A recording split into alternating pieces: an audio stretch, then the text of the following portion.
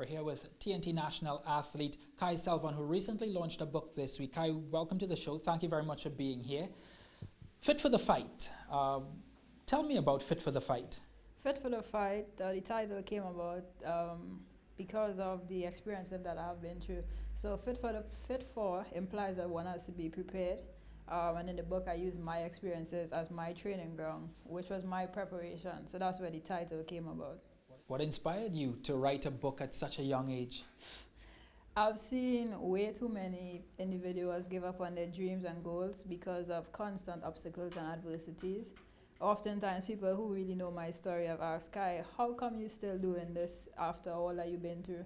And also, as athletes, we have allowed the sports critics to tell our story.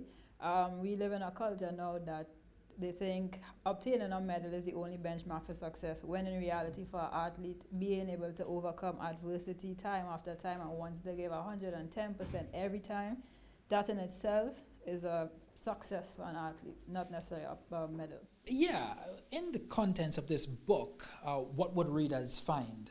Some stories, I'm guessing, from you of your trials, your tribulations, your failures, your successes? In the book, I use my experiences. Like I said, that is my preparation. But there's three key lessons that drives the book. The first one being, don't negate the lessons in the obstacle or the adversity. How much times you've been making plans time after time, and then you're working hard to obtain these plans, and then it just falls you. So then you start to be frustrated, you start to be angry. So what if we just step back and look at the lesson in the obstacle? The second lesson that the book is about, acknowledging the importance of God in the journey.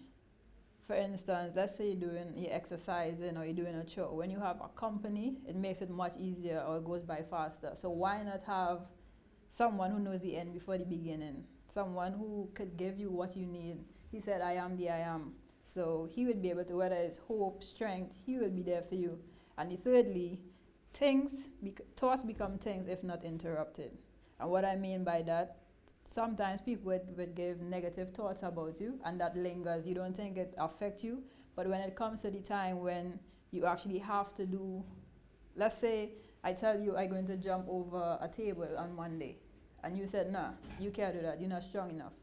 So then come Monday, when it's time to jump it, that thought that you just said started idle, and I'd be like, doubting myself, doubt I could jump that. But had I say, I am more than a conqueror, I can do all things through Christ, when you said that, so come Monday, when it's time to jump that table, I'd be like, I believe in myself, I could do it. A major part of this book that many people don't know about is just before the Rio de Janeiro Olympic Games, you were overlooked. In practice, in relay practice, that was a major blow to your career, and especially to your 2016 Olympic Games, that you not only overcame, but you learned from, because it's a major part of this book. Correct. So I've been plagued by injuries over the last couple of years, and 2016 was the first time I came to Trinidad healthy, ready to run. Training been going great. According to my coach, I was about to run sometimes, and then the Friday of the trial, which was the 100-meter heats, I got sick, and every night it started to get worse until I felt like it was someone beating me with a hammer. Could have barely talk, and until the week after that, I was still no voice. Yes, I was hurt, but it was an experience to learn from. I have any malice or anything towards the team. That was just the reality of the situation. That's something I didn't have control over. We're heading into an Olympic year, Tokyo 2020. How much of that experience have you taken from Rio that you're going to be taking into Tokyo 2020? What have you learned? So in the book, I talk about how before I would allow my previous years to dictate how I go forward. And yes, it's positive in terms of it encourages you for the next year, but sometimes that could be a negative as well, because you start to think about, this happened last year, so I don't want it to happen this year, so you start to put more pressure on yourself. So I tend, whatever happened 2016, it happened. I'm not really focused on it. All I can do is give my best this year in my preparation. and things are already looking up. Yeah, how are preparations going? So I constantly train in Florida with the same coach. We do things differently now. We take a step back and look at what was the things that I did back then that caused me to get hurt. And so, like I say, it's something to look forward to. What are your goals? Do you have any regrets so far? I know that you've been plagued by so many injuries.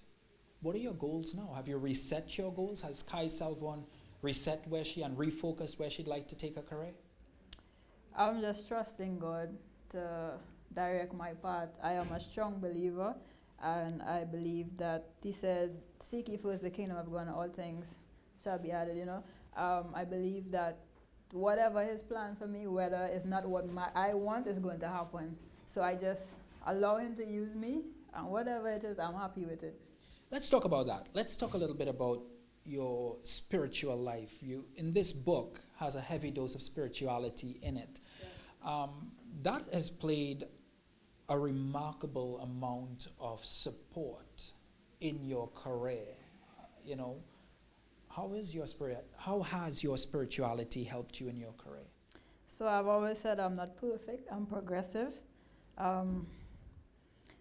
If I didn't have God on my side, I probably, I joke about it sometimes with some of my friends, saying after 2016, I don't know what would happen to me, because it was a tough year for me.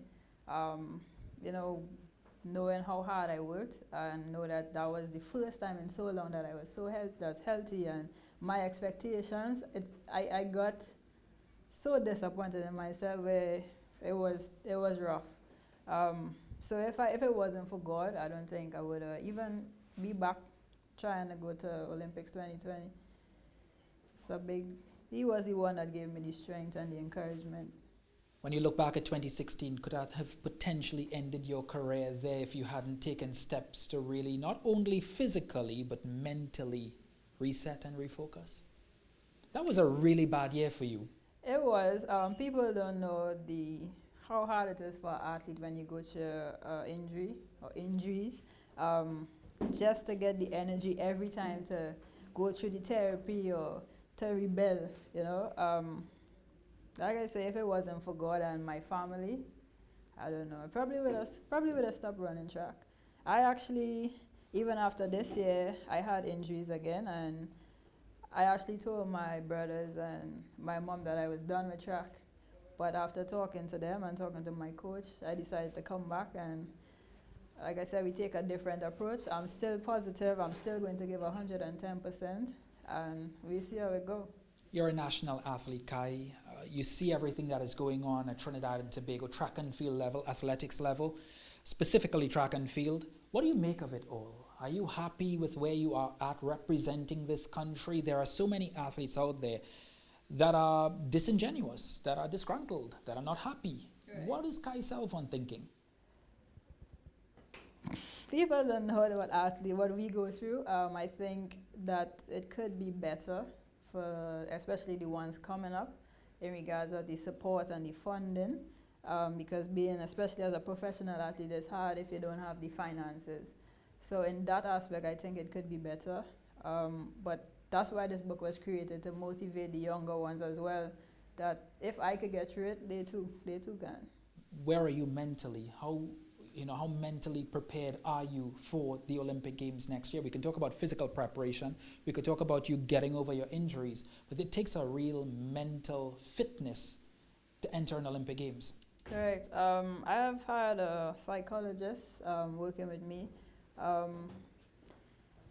There were some things that I had to work through, and like I said, I don't want the negativity from the past years, I don't want it to affect me going forward. I just know I'm going to go out there and give 110%, and I know once I'm healthy and I give my all, everything will be good.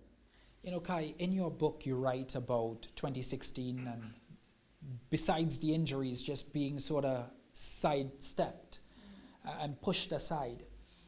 Do you think things like that has caused a rift in the women's 4x1 team that many people have speculated, is not cohesive, is not tightly knit?